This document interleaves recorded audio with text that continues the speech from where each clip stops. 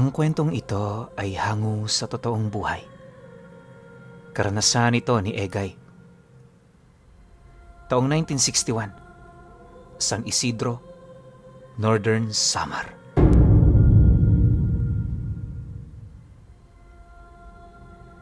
Itong mga panahong ito, nasa edad 25 anyos na itong si Egay. Pamumundok at paninila ng mga hayop ang kanilang ikinabubuhay. Bagaman hindi biro ang kanilang ginagawa noon, nagkakaroon sila ng oras para dumaan sa mga kakahuyan upang kumuha ng mga insekto. Paborito kasi ng kanilang lolo ang mga ganoong uri ng pagkain, lalong-lalo na yung mga malalaking itlog ng anay na nakabaon sa ilalim ng punso. Hindi nila mawari kung anong lasa ng mga insektong yan, sa kadahilan ng hindi naman sila nito kumakain. Basta, obligado talaga sila nitong magdala kapag namumundok sila. Gawa ng sa oras na hindi makakain ng gano'n ng lolo nila, labis-labis ang panghihina nito. Siyempre bilang mga apo, ayaw naman nilang makita sa ganoong kalagayan ang kanilang mahal sa buhay, kaya kahit gipit sa oras, pinipili nilang dumaan sa mga masusukal na lugar. Ayon sa kanya, kapag gabi, kahit ano na lang noon ang nakukuha nilang insekto. Sa mga sandali kasing nataong maliit ang nakuha nilang itlog ng anay sa mga punso, sinasabayan na lamang nila ito ng mga maliliit na paru-paro, tutubi at bangaw. Wala namang kasing pili yung lolo niya. Halos lahat yata ng may buhay na pwedeng kainin, hindi rito nakakalagpas. Normal naman yun para sa kanila. Gawa ng base sa kwento nito, natuto itong kumain ng mga ganoong putahe noong panahon ng giyera. Wala kasi sila noong pagpipilian, kaya kahit patay na hayop na inuuod na, pinipili nilang pagtiyagaan. Kung mag-iinarte rin sila, gugutumin sila ng husto na siya namang magpapahamak palalo sa kanila. Ang tanging iniinda lamang nito ay yung panghihina ng katawan nito sa mga araw na hindi yun nakakakain ng itlog ng anay. Dagdag pa nga niya na kahit matagal na nila itong ginagawa, hindi pa rin niya maunawaan kung bakit yon ang paboritong kainin ng lolo niya. Ilang beses na rin yung nagtanong ukol dito pero sa halip na sumagot yon ng formal, tumatawa lang ito. Ang paulit-ulit na sinasabi nito sa kanya, balang araw mauunawaan niya kung para saan ang bagay na yon. Akala ni Egay, hindi na darating ang araw na magtatapat ang lolo niya sa kanya. Pero nung umuwi sila noong may daladalang 9 na itlog ng anay, doon na nagbago ang lahat. Hindi mawari ni Egay kung ano nangyayari sa matanda. Pero nang masipat nito ang itim na itlog ng anay na nakasabay sa supot ng mga insekto, agad naman niyang napansin ang tila bang pagkasabik nito. Walang sabi-sabi, agad naman itong dinakot ang itlog na yon. Sabay kain ito kahit hindi pa yon naluluto. Matapos naman itong gawin ng matanda, ipinatapon na nito sa kanila ang lahat ng insektong kanilang dala. Nang marinig naman niya ang sinabi nito, hindi naman niya maiwasang magtanong sa lolo niya, gawa ng unang beses lang itong nangyari. Kalimitan kasi, inuubos nito ang kanilang mga dala dahil sa nakakahiya yun sa kanila. Ngunit sa pagkakataong yun, tila bang nag-iba ang akto nito. Nang hihinayang man sa kanilang mga nakuha, sinunod nila ang matanda. Matapos nilang maitapon ng kanyang mga kapatid ang mga itlog at insekto, agad naman silang pumanhik sa bakuran kung saan naroon ang nahuli nilang baboy ramo. Sa kasagsagan ng kanilang pagkatay dito, di naman nila maiwasang mag-usap ukol sa ipinapakitang pag-uugali ng lolo nila. Subalit, kahit silang dalawa, wala talagang ideya sa pagbabago ng ugali nito. Ang tanging nasabi na lamang ng kanyang kapatid sa kanya, kausapin ng lolo nila dahil baka may dinadala yung problema. Nang marinig naman ni Egay ang sinabi ng kanyang kapatid, tumangulang naman yon habang ibinabaling ang kanilang atensyon sa karne ng baboy ramo. Imbis na mag-isip pa sila ng kung ano, pinili na lamang nilang magsaya, gawa ng kahit papaano, gusto rin nilang maibsa ng pagod sa kanilang mga katawan. Lumipas ang araw na yan. Nagpahinga muna sila ng 3 araw. Isang beses lang kasi sa isang linggo sila naninila, gawa ng yung mga hayop na nabibitag nila, sobra-sobra pa sa kanilang mga pangangailangan. Minsan nga, wala na silang bigas na masaing, pero yung ulam at mga inetag nilang karne, parang hindi pa rin maubos-ubos. Dahil sa ganoong sitwasyon, minabuti nilang tumulong sa pagsasaka sa bukid. Nataon naman noong ilang araw na lang gapasan na, kaya hindi na muna sila namundok. Upang hindi rin pasukan ng mga palayan, itinuon nila ang kanilang atensyon sa paggapas ng mga damong malapit dito. Kinakailangan din kasi nila itong gawin upang masigurong walang ahas na magiging mitya ng insidente sa lugar. Sa paglipas pa ng mga araw, nagpatuloy ang kanilang gawain. Habang abala sa paggapas sila Egay, napansin naman niya noong napakasigla ng lolo niya. Maya't maya ang balik nito sa kinaroroonan nila para magpasa ng sako-sakong damo. Di naman yun bago pero noong mga oras na yon, napapaisip na talaga siya. Habang tinitingnan niya kasi ang matanda, parang wala itong kapaguran. Kapag nag-uusap nga sila, patawa-tawa pa ito, parang hindi man lang nakakaramdam ng pagod. Dahil sa ganoong sitwasyon, hinintay naman niya ang pahinga ng kanilang grupo bago niya yun kausapin ng mahinahon. Hanggang sa mga oras na yun kasi, patuloy pa rin siyang nagbabakasakali na magbibigay yun ng karagdagang detalye ukol sa kinain nitong itim na itlog ng anay. Bagaman ilang araw na kasi ang lumilipas, hindi pa rin maipagkakaila ni Egay na pilit pa rin itong nagbibigay palaisipan para sa kanya. Makalipas pa ang ilang oras na pagtatrabaho, sumapit na nga ang pahinga at pananghalian ng kanilang pamilya. Pagsilay naman niya sa lolo niyang papalapit, agad naman niya itong sinalubong, sabay wika rito ng, "Lo, parang ang sigla natin ngayon ah. Ano ho bang nakain ninyo? Bakit parang napakalakas niyo ho ata nitong mga nagdaang araw?" Nang marinig naman ng matanda ang kanyang sinabi, tumawa lang naman ito habang sumasagot sa kanya ng, "Huwag ka nang magtanong, apo. Alam mo naman na kung bakit ako nagkaganito. Maraming salamat sa inyo. Dahil sa iyo at sa iyong kapatid, natupad ang matagal ko ng kahilingan. Balang araw, mauunawaan mo rin ang tungkol sa mga bagay na sinasabi ko." Pagkalahad naman ng matanda sa mga katagang yon, agad naman siya nitong iniwan para tumungo sa kinaroroonan ng kanyang mga magulang. Dala naman ng matinding pagkagulat niya sa mga bagay na sinabi nito, pinili naman niyang umupo sa isang tabi habang pinag-iisipan ang mga katagang kanyang narinig. Sa pagsapit naman ng gabi noong mismong araw, matapos ang kanilang hapunan, napansin naman niya ang lolo niya na humarap sa altar ng bahay nila. Gabi-gabi yung nagro-rosaryo, pero ang ipinagtaka niya noong mga oras na yon, hindi rosaryo ang hawak nito, kundi mga patay na insekto. Ginagapangan na rin yon ng mga anay sa katawan, ngunit sa hindi malamang dahilan, parang hindi man lang naiilang doon ang matanda.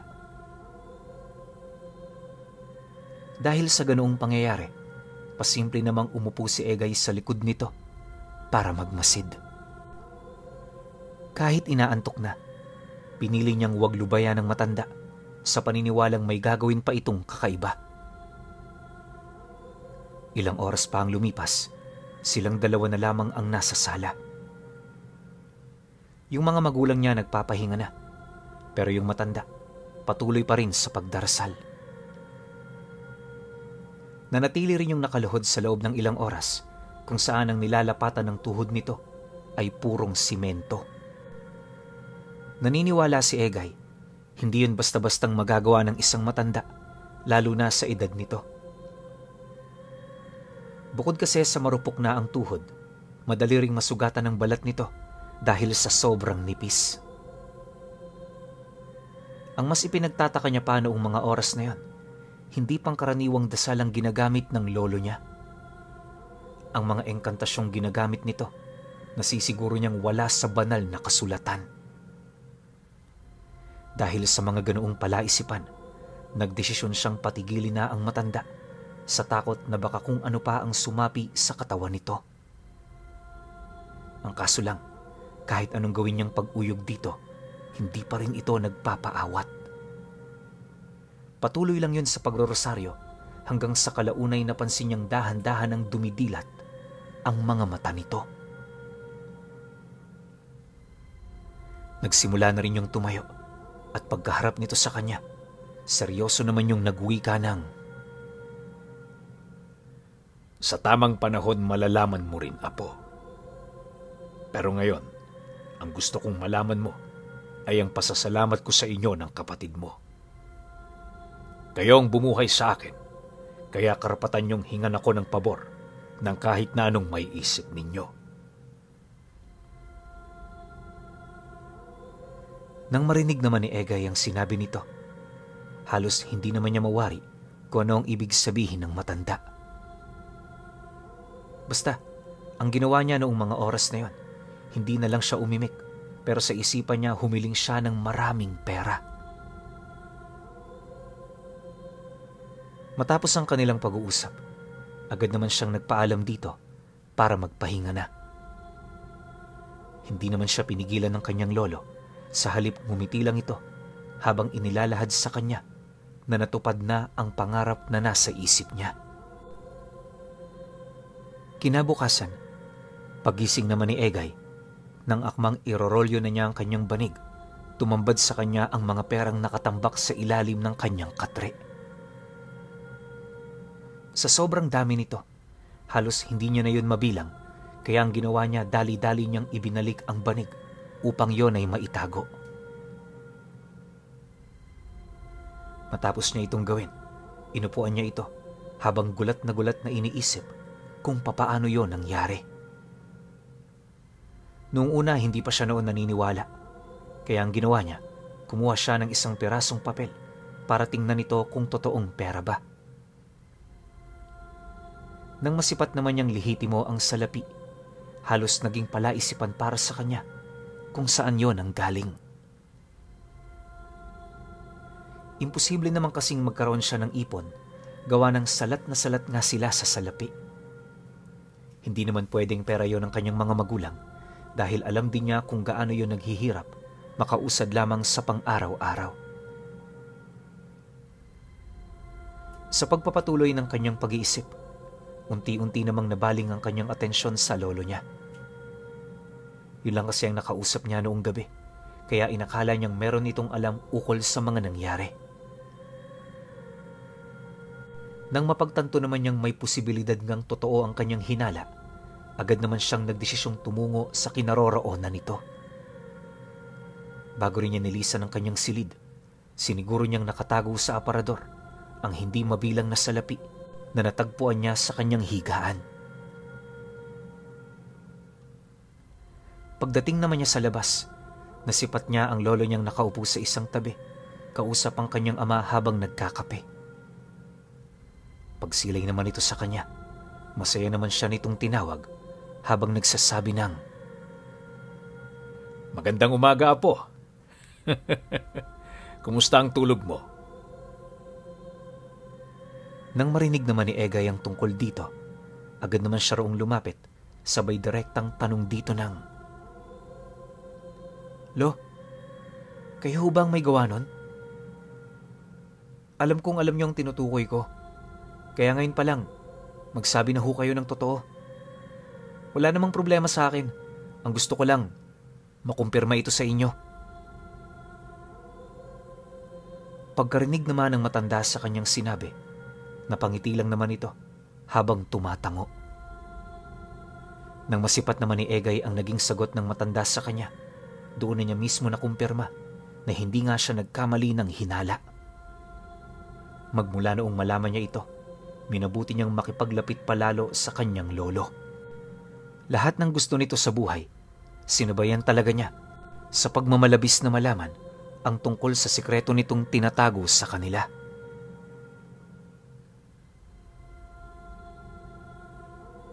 Makalipas pa ang isang buwan, doon niya napag-alaman na ang itlog ng anay na kinain nito ay isa palang uri ng mutya. Hindi lang yun basta-bastang mutya, sa kadahilanang ang kapangyarihan nito ay hindi kayang saklawan ng dalawang kapangyarihan. Ayon sa matanda na, wala itong kaligtasan o malakas na kapangyarihang tangan, sa halip ang nag-iisa nitong kakayahan ay gawing totoo ang lahat ng iniisip ng taong nagtatanga nito. Maaaring sa iba ituring yon bilang isang mahinang mutya, pero para sa lolo ni Egay, isa ito sa mga makapangyarihang mutya na lumitaw sa mundo. Matagal na panahon din niya yung hinanap kung saan sa paglipas ng taon, hindi na niya inisip pang mapanghawakan niya ito. Ang kaso lang, dahil sa matindi niyang pagmamalabis na yon ay makuha, hindi siya basta-bastang nagpatinag sa mga espekulasyon. Pagtatapat pa nito sa kanya na, nalaman niya ang kapangyarihan ng mutyang yon sa isang ermetanyong nakasilong sa kanila noong panahon ng digmaan. Lahat ng alam nito tungkol sa mutya ng itlog ng anay na ibahagi sa kanya. Nalaman din ng kanyang lolo na ang pinakamabisang paraan para makuha ito ay ang paghahanap dito sa mga batang walang kaalam-alam sa ganoong bagay. Sa pamamagitan kasi nila, hindi na magiging mailap ang mutya. Dagdag pa nito na, ilang taon din itong hinintay ang pagkakataong yon. Kaya nung nadala na sa kanya ng 2 apo niya ang mutya, labis ang utang na loob na naramdaman niya para sa paghihirap ng mga ito. Halos inabot din kasi ng dekada ang paghahanap ng 2 bago sila nagtagumpay na mahanap ang nasabing mutya. Nang marinig naman ni Egay ang tungkol dito, doon na niya naunawaan ang lahat. Bago rin siya iwan ng kanyang lolo, inilahad nito sa kanya na pwede pa siyang humiling ng kahit na anong gusto niya. Nangako rin yung hindi ito hahadlang sa kanyang nais, sa kadahilanang aminado ito na yun pa lang ang paraan para makabawi yun sa kanilang mga sakripisyo. Matapos naman itong maibahagi ang lahat ng mga bagay na kinakailangan niyang malaman, doon na siya unti-unting nagkaroon ng lakas ng loob, naggastahin ng perang nakita niya sa ilalim ng kanyang higaan. Hindi man sa pagmamayabang, pero sa sobrang dami nito, hindi na yon kayang bilangin ni Egay. Lumipas pa ang mga araw, purong pagliliwaliw ang ginawa nilang magkapatid. Halos hindi na rin sila noon namumundok dahil lahat ng mga pangangailangan nila madali na lang nakukuha. Ang kaso lang, habang tumatagal na nasa ganoon silang estado, may mangilan-ngilan ng mga tao ang naiinggit sa kanila. Yung iba sa mga ito kuno-kunong aswang sa lugar, kaya nung malaman yon ng lolo niya, inabisuhan sila nitong umiwas na muna sa pagliliwaliw tuwing gabi.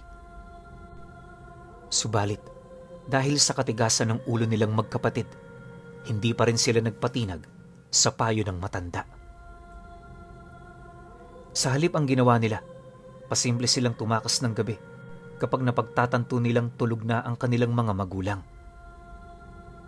Aminado rin kasi sila noong mga oras na yon, hindi na nila kayang pahindian yung mga kaibigan nilang nakilala sa sentro.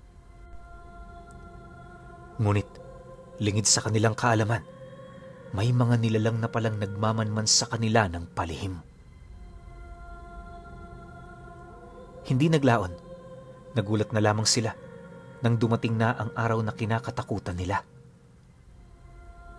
Isang gabi, habang nakikipag-inuman sila sa tindahan, may dumating na mag-asawang may hila-hilang kariton.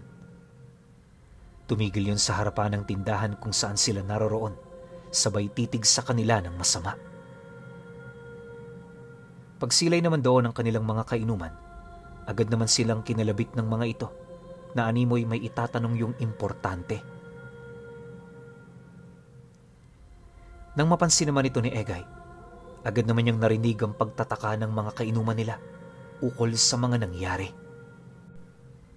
Pagtatapat pa ng isa sa mga ito, aswang ang mag-asawang yon, kaya hindi nila mawari kung ano ang pakay nito sa kanila. Matapos naman yung mailahad ng kanilang mga kainuman, paisa-isa naman yung nagsialisan hanggang sa silang dalawa na lamang ang natira.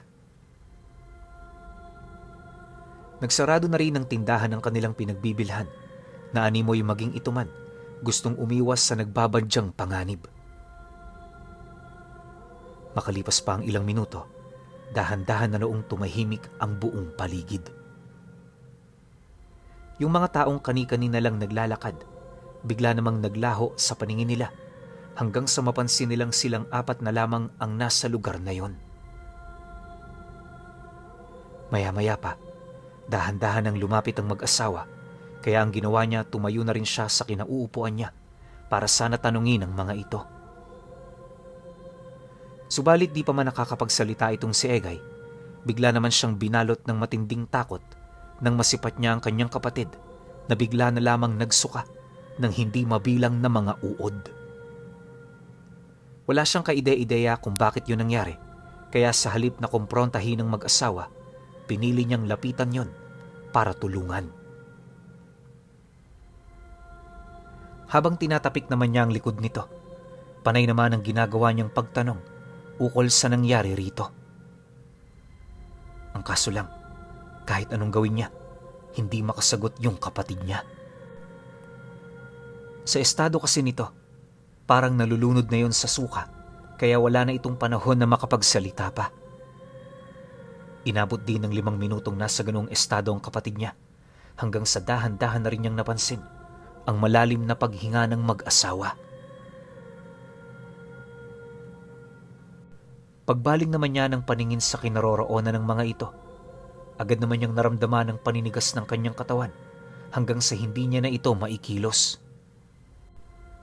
Dahil sa pangyayaring yon, naramdaman na lamang noon ni Egay na inilalagay na pala sila sa sako ng dalawa. Pagpasok nila sa kariton, agad naman itong nilisan ng lugar habang umuungol. Sa kasagsagan naman ng pag-usad ng karitong hila-hila ng mga ito, pinipilit niya noong magpumiglas pero nananatili siyang walang lakas. Nakakaramdam na rin siya noon ng matinding panghihina gawa ng hindi nakakapasok ang hangin sa sakong pinaglagyan sa kanila. Akala nga niya mamamatay na siya. Mabuti na lang bago siya mawala ng ulirat, binuksan ng matandang lalaki ang sakong pinagsidlan sa kanila. Pagsilay naman niya sa lugar, tumambad sa kanya ang isang antigong kubo sa lugar na hindi naman niya mawari kung saan. Pinapalibutan kasi ng nagtataas ang puno ang lugar na yon, kaya naging palaisipan para sa kanya kung saan sila napunta. Pagpasok naman nila sa loob nito, agad naman silang tinalian ng lubid sa paa at kamay, sabay tali sa isang silid kung saan naroon ang iilang mga taong butot balat na ang katawan. Nangihina na rin ang mga ito at sa kanilang estado tanging mga damit na lamang nila ang nagsisilbi nilang pagkain sa araw-araw. Nang mapansin naman ng matandang lalaki na nauunawaan na niya ang mga bagay na nangyayari sa kanila, bigla naman yung humagik-gik, sabay wika sa kanila ng, "Ganyan din ang mangyayari sa inyo. Kayong mga taong purong kalayawan lang ang nasa katawan, dapat kayong maparusahan. Wala kayong takot sa paghahari ng dilim, kaya mas mainam sa inyong maturuan ng leksyon bago mamatay." Tama kayo ng hinala. Mga aswang kaming naninirahan din sa lugar kung saan kayo nakatira. Hindi kami nananalo, maliban na lamang sa mga taong kagaya ninyo. Yung mga kainuman ninyo kanina, huwag kayong mag-alala. Sa mga susunod na araw magkikita-kita na kayo rito.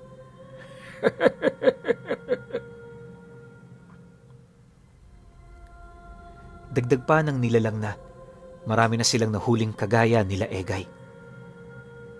Di naman nila kinakain ng mga ito, pero ikinukulong nila ito hanggang sa yon ay bawian ng buhay.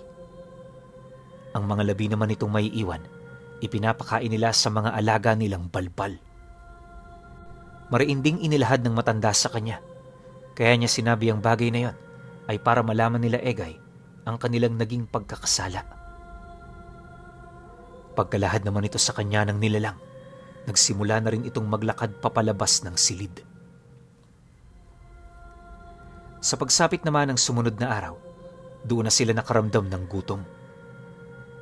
Yung mga katabi nilang tao sa lugar na yon, mamatay-matay na sa kakahingi sa kanila ng damit para lamang mabuhay sa araw na yon. Siyempre, dala na rin ng awa, pinagbigyan naman nila ang mga ito. Ang kaso lang, ilang araw ang lumipas nang wala silang iniinom at kinakain, napilitan na rin silang kumain ng damit. Ang tubig naman na kailangan ng kanilang katawan, nakukuha nila sa mga tumutulong patak sa bubong na ayon sa mga kasama nila doon, mga ihiyo ng paniki. Gayunpaman, kahit alam nilang magkakasakit sila sa pag-inom nito, sadyang wala silang mapagpipilian.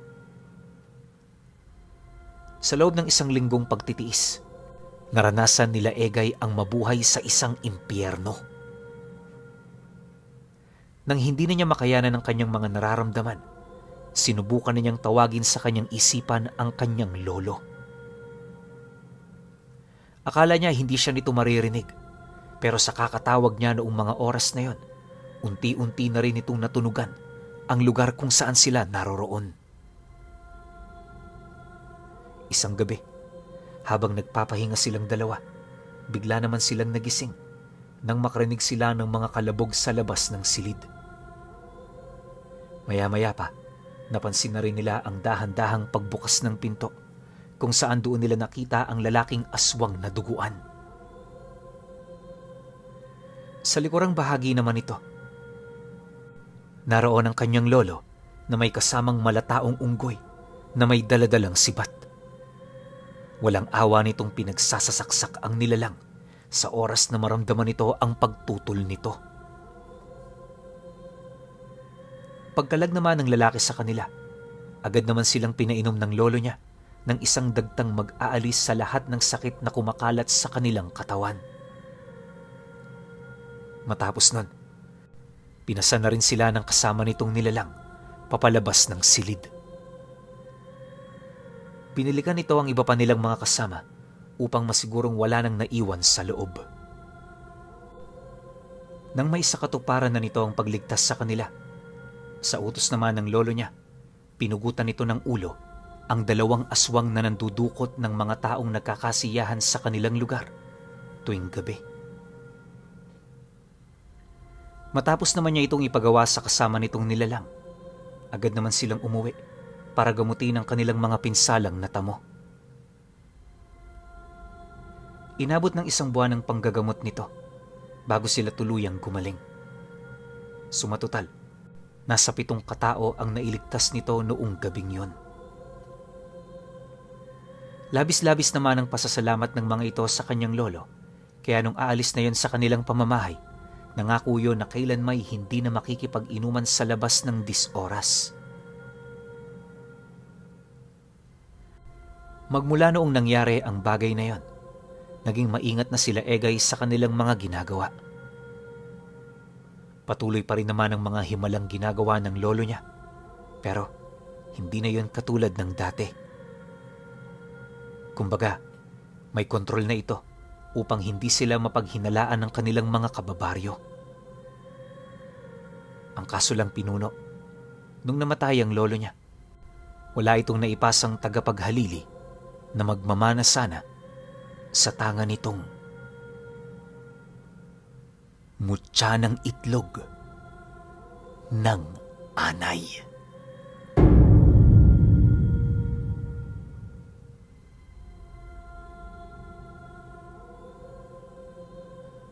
Okay. Opinyon ko sa kwento. Alam nyo, hindi talaga siya para sa akin. Narinig ko na to itong mutya ng itlog ng anay. Pero hindi siya talaga totoong yung mga anay na kumakain ng kahoy sa bahay natin. Hindi yun Kamukha lang kasi ito ng anay. Familiar ba kayo sa itlog ng mga bayawak na nakalagay sa kawayan? Kasi noong unang panahon, kinakain niya ng mga katutubo natin. Marami kumakain yan. Pero sa panahon ngayon kasi, pinagbabawal na yan Pwede kung hindi ka mahuhuli, pero pag nahuli ka, alam ko, may multa yan. Kung hindi multa, parang makukulong ka. Kasi yung mga ganyang bayawak natin dito, unti-unti nang nauubos. Pakunti na sila ng pakunti. Tapos, yung mga katutubo natin o yung ibang lokal sa kanya-kanyang probinsya, sarap na sarap sa pagkain nitong tinatawag nilang itlog ng anay. Nasa loob yan ng kawayan, tapos papausukan mo lang, tapos pwede mo nang kainin. Di pa ako nakakatikim nito, pero alam ko sobrang sarap nito. So parang ang lumalabas talagang mutyato ng itlog ng bayawak. Tinawag lang nilang anay kasi nga yung itlog na nasa loob ng kawayan kamukha ng anay. Diba? Pero overall, masasabi ko sa kwento, sobrang ganda nito kung naging series to. Tapos nasubaybayan natin yung buhay ng lolo niya nung namamayagpag pa na tanga nito yung mutya ng itlog ng anay. Kasi malakas talaga to Marami tong kayang gawin. Pero syempre, kayo pa rin. Kung may opinion kayo sa kwentong ito, comment nyo lang sa baba. Yun lang. Hanggang sa susunod na kwento. Salamat.